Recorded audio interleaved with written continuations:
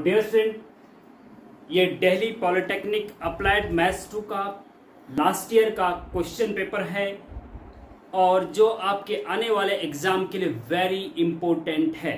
Part A में आपको answer any 10 question 10 question के आंसर आपको देने हैं। तो पार्ट 1 से हम शुरू करते हैं और इस वेरी इंपॉर्टेंट क्वेश्चन पेपर को सॉल्व करना शुरू करते हैं। मैं पिछले 10-11 सालों से एज ए मैथ्स लेक्चर विभिन्न संस्थानों में मैथमेटिक्स पढ़ाते आ रहा हूं। तो चलिए लेक्चर शुरू करते हैं।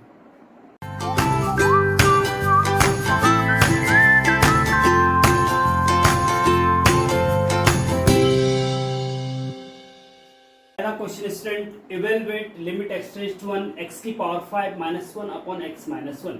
लिमिट लगी है तो मतलब लिमिट का क्वेश्चन है। अब लिमिट का क्वेश्चन है तो लिमिट का क्वेश्चन कैसे सॉल्व करते हैं? तो भैया लिमिट का डिटेल लेक्चर अगर आपने पढ़े हैं तो जब मैं यहाँ पे बताऊंगा आपको समझ में आ जाएगा। ठीक है, इसको मैं आपको 2 मेथड से बताता हूँ। ठीक है, 2 मेथड से बताता हूँ। पहला मेथड है L Hôpital rule. L hospital लिखते हैं इसको, लेकिन एल हॉपिटल पढ़ते हैं। L Hôpital rule.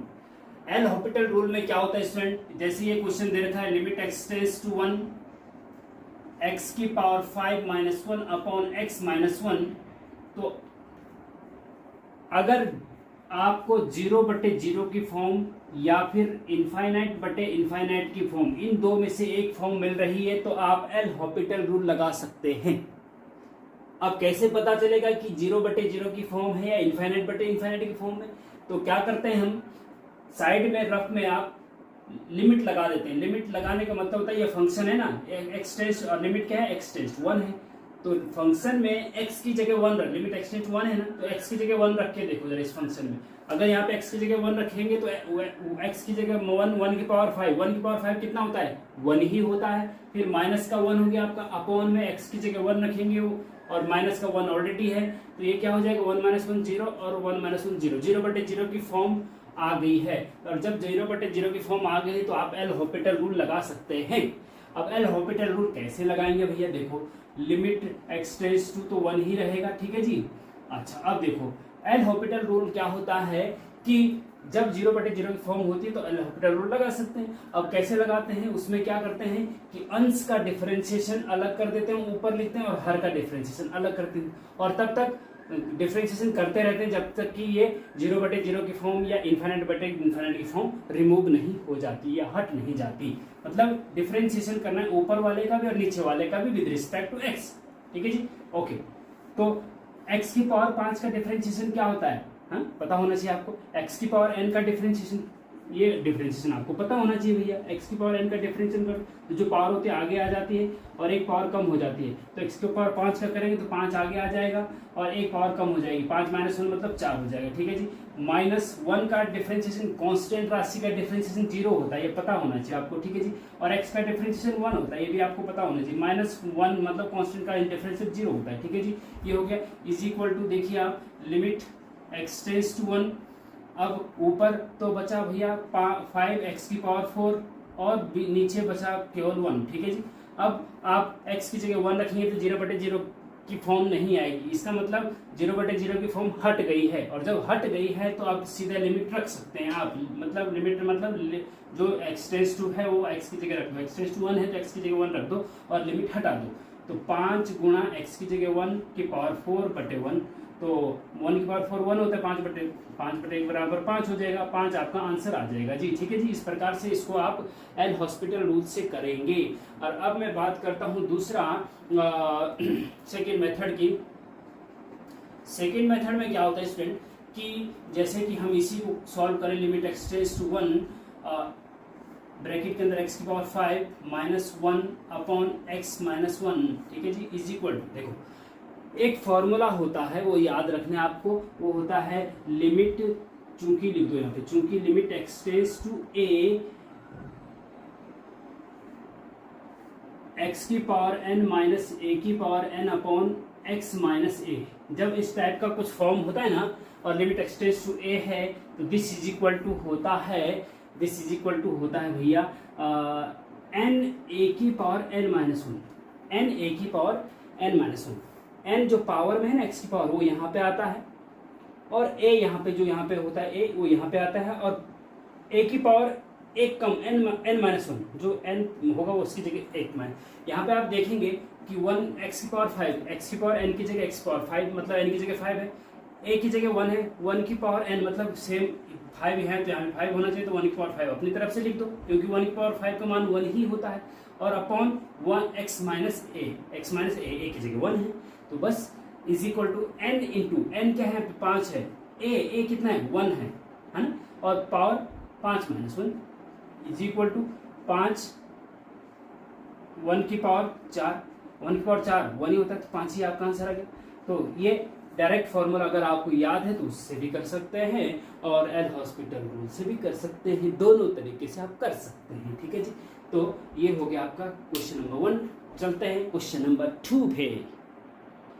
Question number 2 का सेकंड पार्ट है student, y is equal to आपको दे रखा है x cube plus 3 cos x plus e की power x plus log 5x plus 1, और आपको निकालना है dy बटे dx क्या होता है, ठीक है जी। तो बताइए डिफरेंशिएशन, भैया ये डिफरेंशिएशन तो आपको आना ही चाहिए, है ना, आना चाहिए कि नहीं आना चाहिए बताइए। नहीं है पता तो डिटेल लेक्चर हम नीचे डिस्क्रिप्शन में दे देंगे, आप वहाँ पे करके जाके देख लीजिएगा, सब कुछ समझ में आ जाएगा, ठीक है जी। Differentiation with respect to x के रिस्पेक्ट में y का डिफरेंशिएशन करते हैं ना, तो dy बटे dx आ जाता है, हमें dy बटे dx निकालना है, तो ये हो जाएगा dy बटे dx, और इधर भी x के रिस्पेक्ट में सबका डिफरेंशिएशन कर दो अलग अलग, इसका डिफरेंशिएशन अलग, इसका अलग, इसका अलग, इसका अलग, इसका अलग, ठीक है, सबका अलग अलग हो जाएगा, कोई दिक्कत नहीं।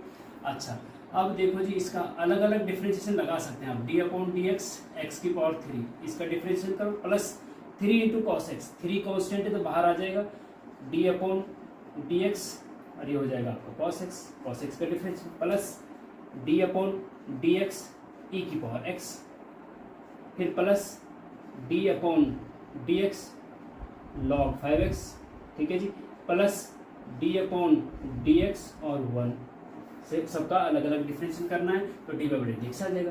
एक्स की पावर 3 का डिफरेंशिएशन क्या होता है, जो पावर में होता है वो आगे आ जाता है, 3 आगे आता है और एक पावर कम हो जाती है, तो एक्स की पावर 3x², एक्स की पावर 3 का डिफरेंस 3x², ठीक है जी, कोई दिक्कत नहीं, ओके। अच्छा जी, फिर प्लस 3 है cos x का डिफरेंशिएशन, cos x का डिफरेंस देखो, cos x का डिफरेंशिएशन माइनस साइन एक्स होता है, याद रखना इस चीज को, क्या होता है माइनस साइन एक्स, इस चीज का ध्यान रखना। तो यहाँ पे आप ब्रैकेट के अंदर माइनस साइन एक्स लिखेंगे, या फिर इसको माइनस कर दो और फिर सीधे साइन एक्स लिख दो, ऐसा भी कर सकते हैं, तो माइनस का 3 साइन एक्स हो जाएगा। cos x का डिफरेंशिएशन माइनस साइन एक्स होता है, याद रखना इस चीज, हाँ, और इंटीग्रेशन प्लस साइन एक्स होता है, हाँ, प्लस e की पावर x का एक ऐसा फंक्शन, e की पावर x दुनिया में एक ऐसा फंक्शन है जिसका डिफरेंशिएशन वही होता है, क्या होता है वही होता है, e की पावर x का डिफरेंशिएशन e की पावर x होता है, ठीक है। अच्छा, प्लस log x का डिफरेंशिएशन 1/x होता है, log x का डिफरेंशिएशन 1/x होता है, log 5x का क्या होगा 1/5x इनटू, लेकिन 5x का फिर से करना पड़ता है, 5x का फिर से करना पड़ता है, 5 कांस्टेंट है, x का डिफरेंशिएशन 1 होता है, तो ये 5 हो जाएगा, log 5x का 1/5x इनटू 5x का फिर 5 हो जाएगा, ठीक है जी, इस प्रकार से, प्लस 1 मतलब कांस्टेंट का डिफरेंशिएशन आपको पता है 0 होता है, कांस्टेंट कुछ भी हो, 2 3 4 1 कुछ भी हो तो उसका डिफरेंस 0, बस हो गया काम हो गया, काम तमाम हो गया, देखो ये हो गया, हाँ ठीक है जी, कोई दिक्कत नहीं, बस आंसर हो गया, क्या दिक्कत है, 1/x लिख दो, और क्या, मैं यही भी छोड़ दूँ, कोई दिक्कत नहीं, आप थोड़ा सा चाहो तो एक स्टेप और लिख दो, 5 से 5 हटा के 1/x लिख दो, प्लस 0 मत लिखना, आंसर हो गया, बस यही करना है, कुछ नहीं करना। चलो नेक्स्ट, तो third question student, find the slope of the tangent to the curve y square is equal to ax³ plus ax³ 8.2,3, मतलब ये जो कर्व है ना, वक्र है, ये वक्र जो है ना, ये मान लीजिए कोई वक्र है, ये मान लीजिए इसका ग्राफ हम ड्रॉ करते हैं, तो मान लीजिए इसका ग्राफ ऐसे ड्रॉ हो रहा है, ठीक है जी, और इस ग्राफ के एक पॉइंट, इस ग्राफ पर एक पॉइंट है P जिसके कोऑर्डिनेट हैं 2,3, इस पॉइंट पर टेंजेंट ड्रॉ करो, स्पर्श रेखा बोलते हैं इसको हिंदी में, इस स्पर्श रेखा का टेंजेंट ज्ञात करो, सॉरी इस स्पर्श रेखा, इस स्पर्श रेखा का स्लोप ज्ञात करो, ढाल ज्ञात करो। ढाल क्या होगी? हाँ, तो ढाल भैया देखो, ढाल को हम, स्लोप को हम एम से डिनोट करते हैं, या फिर इसको टेन थीटा से डिनोट करते हैं, या फिर इसको dy/dx से डिनोट करते हैं। ये तीन चीजों से डिनोट करते हैं।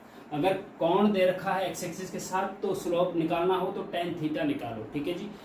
और एंगल नहीं दे रखा है, वक्र की इक्वेशन दे रखी है y² = ax³, तो तब आप क्या करते हैं, तब dy/dx निकालते हैं। अगर थीटा नहीं दे रखा है तो, और एक पॉइंट और वक्र दे रखा है तो dy/dx निकालते हैं, और dy/dx जो आएगा उसमें x और y की जगह पे 2 और 3 रख देते हैं, ठीक है जी। क्या करते हैं, सबसे पहले हम क्या करते हैं, dy/dx निकालते हैं, फिर m बराबर जो होता है तो dy/dx में x1 और y1 रख देते हैं, जो आंसर आएगा वो आपका ढाल हो जाता है या स्लोप हो जाता है, ठीक है जी, स्लोप हो जाता है। ओके, तो कैसे करेंगे ध्यान से देखिएगा।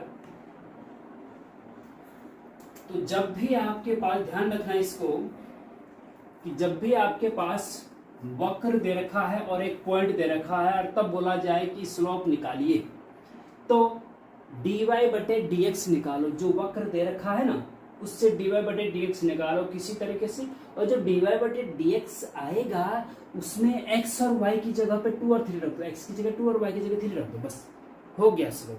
m वही है आपका, ठीक है जी।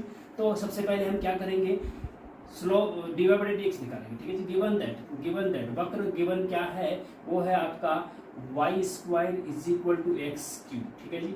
अब डिफरेंशिएशन कर दो both side, differentiation with respect to x के रिस्पेक्ट में डिफरेंशिएशन करिए। y² का डिफरेंशिएशन क्या होता है, 2y होता है ना, इनटू फिर y का फिर से करते हैं dy/dx। ये डिफरेंशिएशन आना चाहिए पर आपको, तभी हो पाएगा, है ना। y² का 2y होता है और y का dy/dx = a तो आपका कांस्टेंट है ना, अलग हो गया, x³ का डिफरेंशिएशन, x³ का 3 आगे आता है, एक पावर कम हो जाता है, 3x² हो जाएगा, ठीक है, ये हो गया। अच्छा, अब यहां से dy/dx निकाल दो, dy/dx बराबर ये जो होगा 3ax² बटे में चला जाएगा भैया, है ना। dy/dx निकल गया। अब हमें स्लोप निकालना, देयरफॉर स्लोप m = होता है d, जो यहाँ पे निकालना है dy/dx की वैल्यू कहाँ पे, 2,3 पे। dy/dx की वैल्यू 2,3 पे क्या होगी, इस पॉइंट पे निकाला ना स्लोप, तो dy/dx का मान 2,3 पे क्या होगा, तो dy/dx का मान ये है, इसमें x की जगह 2 और y की जगह 3 रख देंगे तो ये आ जाएगा, तो 3ax की जगह पे 2, तो 2 का स्क्वायर हो जाएगा, ठीक है, अपॉन 2 × y की जगह पे 3, y की जगह पे 3, सॉल्व कर दो इसको, तो ये हो जाएगा भैया 3 से 3 कट जाएगा और 2 से 1 पावर कट जाएगी, तो बचेगा 2a। तो 2a भैया आपका स्लोप आ गया, क्या आ गया आपका, स्लोप आ गया, बस। तो कहने का मतलब ये है कि जब आपके पास वक्र दे रखा होगा और एक पॉइंट दे रखा होगा तो वक्र से dy/dx निकालना और उसमें x y की जगह पे 2 3 रख देना, वही आपका स्लोप होता है। चाहे वक्र कैसा भी आ जाए, चाहे पॉइंट 2,3 की जगह -1, -3 या -4, -6 या 10, -5 कुछ भी हो, ठीक है, पॉइंट और वक्र हो तो ऐसा करना है। ओके जी, तो चलिए जी शुरू करते हैं नेक्स्ट क्वेश्चन। तो नेक्स्ट क्वेश्चन है जी इवेलुएट, चौथा क्वेश्चन, 1/(1/x² + 9 dx, इसका मान निकालना है जी आपको। तो भैया ये सिंपल है, कोई दिक्कत वाली बात नहीं है, इसका इंटीग्रेशन करना है। जब नीचे द्विघात बहुपद हो, क्वाड्रेटिक पॉलिनोमियल हो, तो उसको परफेक्ट स्क्वायर बनाना पड़ता है, लेकिन यहाँ ऑलरेडी परफेक्ट स्क्वायर बन चुका है। तो ये फॉर्मूला आपको एक याद होना चाहिए, जैसे कि मुझे याद है x²/a², इसीलिए मैं आपको बता पा रहा हूँ। ये फॉर्मूला याद होना चाहिए आपको, क्या होना चाहिए, 1/x² + a² बराबर होता है 1/a tan 1x/a, बस, प्लस c तो लगता है ये इंडेफिनिट इंटीग्रेशन, ये आपको याद होना चाहिए। इसमें दो और फॉर्मूले आते हैं, एक ऐसा भी आता है x² - a² का इंटीग्रेशन, और एक ऐसा भी आता है a² - x² का इंटीग्रेशन, क्योंकि जब बीच में माइनस होता है तो एक्स पहले और एक्स बाद में अंतर होता है। जब बीच में प्लस होता है तो ए स्क्वायर पहले हो या एक्स स्क्वायर बाद में हो तो कोई फर्क नहीं पड़ता है। एक्स स्क्वायर पहले हो या ए स्क्वायर पहले हो, एक्स स्क्वायर प्लस ए स्क्वायर भी वही चीज़ है, ए स्क्वायर प्लस एक्स स्क्वायर भी वही चीज़ है, यहाँ पे अंतर है। तो ये दोनों अलग अलग फॉर्मूले बनेंगे फिर इसलिए, ठीक है ना। तो इसका तो ये होगा भैया, अगर ये आ गया तो फिर क्या करोगे, तो इसका भी मैं बता देता हूँ। चलो 1/2a, अभी यूपी पॉलिटेक्निक के एग्जाम में ये आया था, ठीक है जी।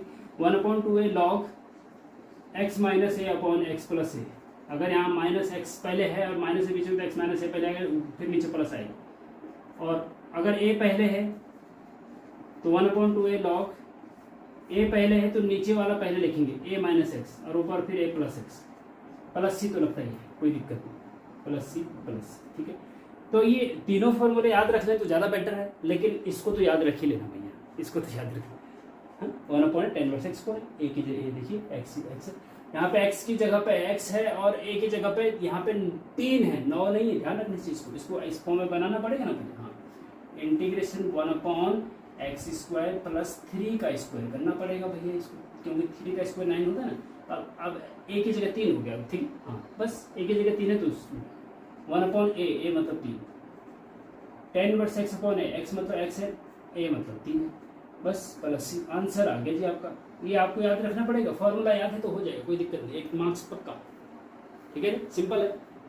चलो नेक्स्ट क्वेश्चन है भैया, क्वेश्चन नंबर 1 का 5वां क्वेश्चन है कि फाइंड द वैल्यू ऑफ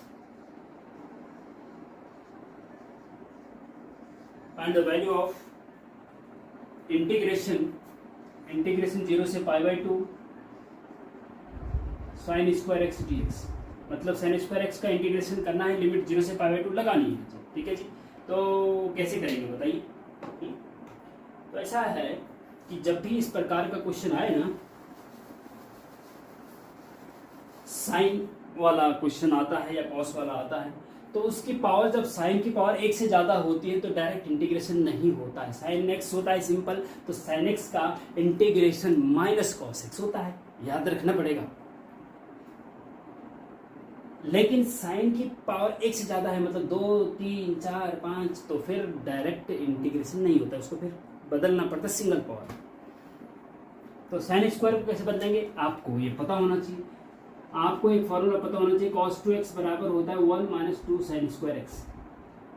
ये फॉर्मूला आपको याद होना चाहिए। ट्रिग्नोमेट्री के डिटेल लेक्चर देख लेना, डिस्क्रिप्शन में लिंक दे देंगे या प्लेलिस्ट में जाके देख लेना, उसमें सब कुछ ट्रिग्नोमेट्री के बारे में बता रखा है, बहुत अच्छे से बता रखा है। तो cos 2x बराबर 1 - 2 sin स्क्वायर एक्स होता है। तो यहाँ से साइन स्क्वायर, इसको इधर लेके आओ, इसको इधर ले जाओ, तो 2 sin स्क्वायर एक्स माइनस के इधर प्लस को हो जाएगा, cos 2x उधर जाके माइनस को 1 - cos 2x। यहाँ से 2 हटाएंगे तो बटे में 2 चला जाएगा। तो कहने का मतलब ये है कि साइन स्क्वायर एक्स की जगह 1 - cos 2x बटे 2 लिख सकते हैं, तो लिख दीजिए, कोई दिक्कत नहीं। इंटीग्रेशन 0 से π/2 1 - cos 2x अपॉन 2 और ये आपका dx, ठीक है जी। 1/2 बाहर ले लीजिए। अब अंदर बचा 1/2, हाँ, क्योंकि 2 कॉन्स्टेंट है ना, 0 से π/2 1 - cos 2x और ये आपका dx, ठीक है जी। 1/2 बाहर है। अब इसका इंटीग्रेशन कर दो। 1 का इंटीग्रेशन क्या होता है, x होता है। x का डिफरेंशिएशन 1 होता है तो 1 का इंटीग्रेशन x होगा ना भैया। हाँ, तो 1 का इंटीग्रेशन x होगा। अब डिटेल लेक्चर इंटीग्रेशन के हो चाहे डिफरेंशिएशन के हो, हमने डेफिनेट इंटीग्रेशन, इनडेफिनेट इंटीग्रेशन के डिटेल लेक्चर बना रखे हैं, प्रॉपर प्लेलिस्ट बना रखी है केवल आपके पॉलिटेक्निक एग्जाम के हिसाब से। तो प्लेलिस्ट में आप जाइए, मैथ्स गुरुजी एनोटियल के प्लेलिस्ट में आप जाइए, वहाँ आपको डेफिनेट इंटीग्रेशन की प्लेलिस्ट मिल जाएगी, 8-10 लेक्चर वहाँ मिलेंगे। इनडेफिनेट इंटीग्रेशन की प्लेलिस्ट मिल जाएगी, वहाँ पे भी आपको इनडेफिनेट इंटीग्रेशन के सारे लेक्चर मिलेंगे। ट्रिग्नोमेट्री जो मर्जी आप पढ़ सकते हैं, और सारा केवल जो मैंने कंटेंट तैयार किया है ये पॉलिटेक्निक स्टूडेंट्स की पॉइंट ऑफ व्यू से तैयार किया है, उस हिसाब से आप उसको पढ़ सकते हैं और अपने पॉलिटेक्निक की अप्लाइड मैथ्स 1 हो या अप्लाइड मैथ्स 2 हो या अप्लाइड मैथ्स 3 हो, सारे के सारे मैथ्स के पेपर आप क्लियर कर सकते हैं। और बैक आई है तो बैक भी क्लियर कर सकते हैं, फ्रेशर है तो आपकी बैक नहीं आएगी अगर आपने मेरे चैनल के एक एक लेक्चर को सावधानी पूर्वक देखा समझा है अपने सिलेबस के अकॉर्डिंग। तो ओके, तो चलते हैं आगे, बहुत हो गया आपका भाषण। चलिए, 1 का इंटीग्रेशन x होता है, cos टू x का इंटीग्रेशन, देखो cos x का अगर डिफरेंशिएशन बोले, cos x का डिफरेंशिएशन माइनस sin x होता है, cos x का इंटीग्रेशन sin x होता है, cos x का इंटीग्रेशन, देखो cos x का इंटीग्रेशन जो है ना sin x होता है, तो cos टू x का sin टू x होगा, cos टू x का इंटीग्रेशन क्या होगा sin टू x, माइनस तो पहले से था, और जो x का कोफिशिएंट होता है वो बटे में आता है भैया, इस चीज का ध्यान रखना है। x का कोफिशिएंट बटे में आता है, जब सिंपल cos होता है उसका कोफिशिएंट x का कोफिशिएंट होता नहीं तो बटे में कुछ नहीं आता है। यहाँ पे x का कोफिशिएंट 2 है तो बटे में 2 भी आएगा, cos टू x का इंटीग्रेट sin टू x, और x कोफिशिएंट बटे में आता है, याद रख लेना इस चीज को। डिटेल लेक्चर क्यों आता है, कैसे आता है डिटेल लेक्चर, आप इंडेफिनिट या डेफिनेट इंटीग्रेशन, इंडेफिनेट इंटीग्रेशन का पहला दूसरा तीसरा लेक्चर देख लीजिए, सब कुछ समझ में आ जाएगा, ठीक है जी। और लिमिट लगा दीजिए 0 से π/2, 0 से π/2, ठीक है।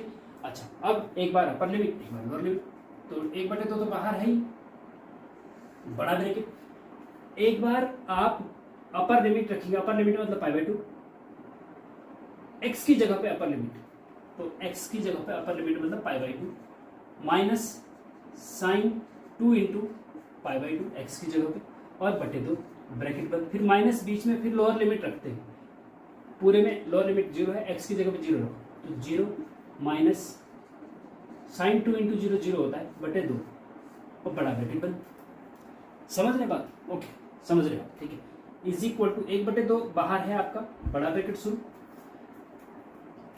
ब्रैकेट एक खोल दीजिए, ये π/2 है, ये क्या है π/2 है, माइनस देखो 2 से 2 कट जाएगा तो sin पाई की वैल्यू क्या होती है आपको पता होना चाहिए स्टूडेंट की, एक ग्राफ होता है साइन का, आपको याद रखना पड़ेगा, या तो फिर ये अगर आपको sin पाई की वैल्यू नहीं पता तो यहाँ पे 0 π/2, यहाँ पे 1 π/2, यहाँ पे 2 π/2 मतलब पाई, यहाँ पे 3 π/2 और यहाँ पे 4 π/2 मतलब 2 पाई, ठीक है जी।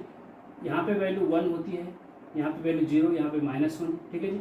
तो अगर मैं कहूँ sin 0 की वैल्यू 0, sin π/2 की वैल्यू 1, sin पाई की वैल्यू 0, sin 3 π/2 -1, sin 2 पाई की वैल्यू 0, तो sin पाई की वैल्यू क्या है, ग्राफ यहाँ पे है ना, sin पाई की वैल्यू 0 है, तो यहाँ पे दूसरे तो अगर sin पाई बचा था, sin पाई की वैल्यू 0 हो गई, 0/2 0 होता है, तो ये 0 हो गई, ठीक है जी। माइनस ये 0 माइनस प्लस ये 0, sin 0 की वैल्यू 0 होती, तो सारा का सारा 0 हो गया, इज इक्वल टू π/2 बचा अंदर, 1/2 का अंदर मल्टीप्लाई करेंगे तो π/4 हो जाएगा, π/4 आपका आंसर हो गया भैया। हाँ, क्या हो गया, π/4 आंसर हो गया हर्षित, ठीक है। हर्षित ने हमें भेजा है मेल पे ये, तो इसलिए हम उनका नाम ले रहे हैं। आप लोगों का भी कोई क्वेश्चन पेपर है आपके पास, आप सॉल्व करना, आप उसको सॉल्व नहीं करवा पा रहे हैं, लेकिन पॉलिटेक्निक का, मैं केवल पॉलिटेक्निक स्टूडेंट्स की बैक क्लियर करने का बीड़ा उठा रखा है, केवल पॉलिटेक्निक वाले ही भेजे तो ज़्यादा सही रहेगा। अगर आपको भी अपने क्वेश्चन पेपर को सॉल्व करने में दिक्कत आ रही जो कि आपके आने वाले एग्जाम में हेल्प करेगा, तो आप हमें मेल करके, डिस्क्रिप्शन में मेल आईडी है वहाँ पे मेल कर दीजिए, जैसे मुझे समय लगता है मैं उसको सॉल्व करके आपको यूट्यूब पे अपलोड कर देता हूँ, ओके। तो चलिए नेक्स्ट क्वेश्चन। तो next question student, right conjugate of 2 + 3 iota, दूसरे ब्रैकेट पे 1 + आयोटा अपॉन 1 - आयोटा, ठीक है जी। इसका कॉन्जुगेट निकालना, तो स्टूडेंट सबसे पहले बात यह है कि आपको पता होना चाहिए कॉन्जुगेट क्या चीज़ होती है। देखिए कॉम्प्लेक्स नंबर में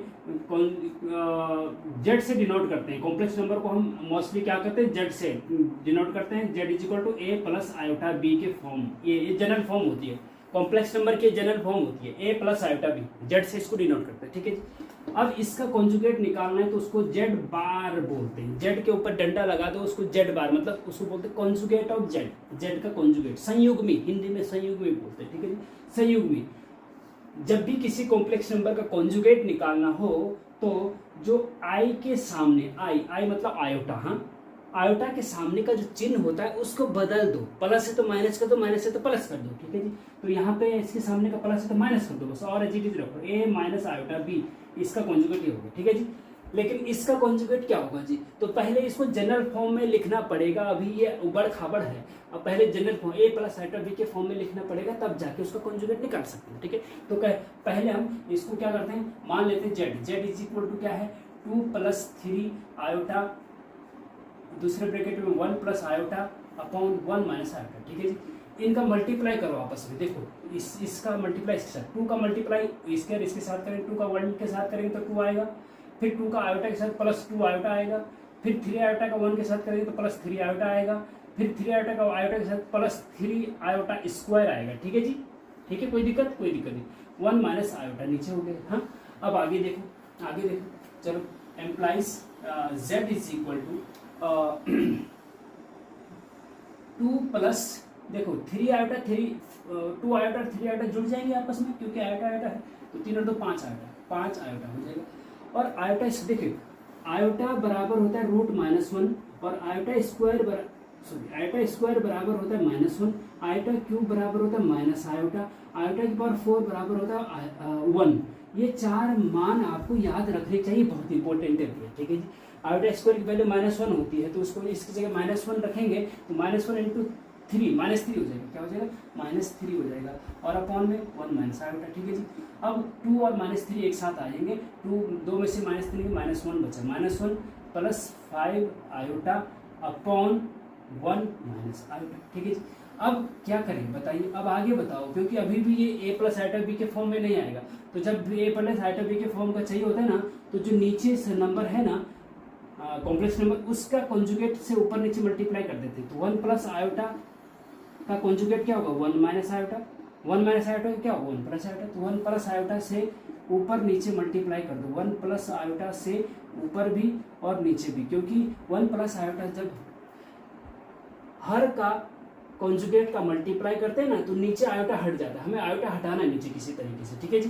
देखो जरा क्या होता है, ध्यान से देखना जरा। हाँ, अच्छा, अब इसका मल्टीप्लाई, ठीक है जी। तो -1 का मल्टीप्लाई 1 के साथ, तो -1 आ गया जी, -1 का आयोटा के साथ, तो माइनस आयोटा आ गया जी, ठीक है जी। 5 आयोटा का 1 के साथ, तो प्लस का 5 आयोटा आ गया जी, ठीक है जी।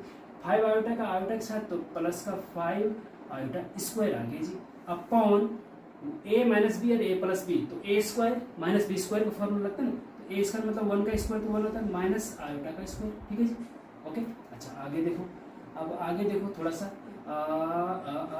-1 तो ये है, माइनस आयोटा प्लस 5 आयोटा कितना हुआ, प्लस का 4 आयोटा बचा ना, 5 आयोटा में से 1 आयोटा घटा तो प्लस 4 आयोटा। अच्छा, आयोटा स्क्वायर -1 होता है, तो -1 इंटू 5 माइनस का 5 हो जाएगा, अपॉन 1 आयोटा स्क्वायर -1 होता है, -1 इंटू -1 +1, तो ये +1 हो जाएगा, ठीक है। ध्यान रखना इस चीज़ का, ये चीज़ें ध्यान रखनी होती हैं, ये चीज़ें ध्यान रखनी होती है। ओके, इज इक्वल टू, अब देखो -1 और +5 माइनस का 6 हो गया जी, ठीक है जी, प्लस का 4 आयोटा हो गया जी, ठीक है जी, अपॉन में 1 और 1 2 हो गया जी। अब देखो आगे देखो, 2 से डिवाइड कर दो अलग अलग, 2 से -6 को करेंगे तो माइनस का 3 आएगा जी, और प्लस का 2 से 4 को 2 दूना 4 आएगा, तो प्लस ये आ गया जी, आपका क्या आ गया, आपको मिल गया है जी z बराबर -3 + 2 आयोटा। अब ये a प्लस आयोटा b के फॉर्म का है, a की जगह -3 है, b की जगह 2 है, ठीक है जी।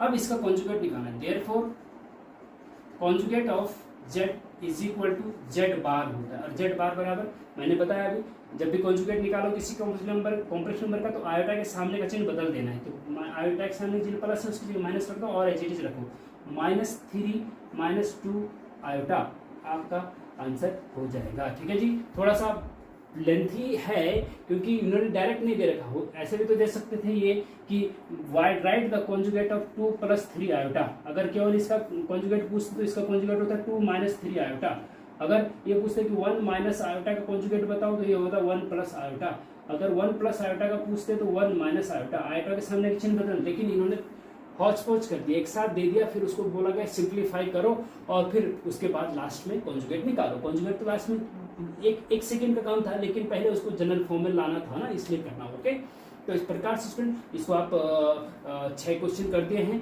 और नेक्स्ट पार्ट में हम इससे आगे के क्वेश्चन आपको बताएंगे, ठीक है। तो तब तक के लिए जय हिंद जय भारत, मेहनत करिए, और हम आपको और पार्ट जल्दी जल्दी लाते हैं, जब तक का आपके एग्जाम होते हैं तब तक सारे पार्ट आपको मिल जाएंगे, चिंता मत करिए, आप मेहनत करिए बस, और इससे रिलेटेड और क्वेश्चन आप अपने बुक से प्रैक्टिस करते रहिए, जिससे कि आप एग्जाम में बहुत अच्छा परफॉर्म कर सको। Thank you.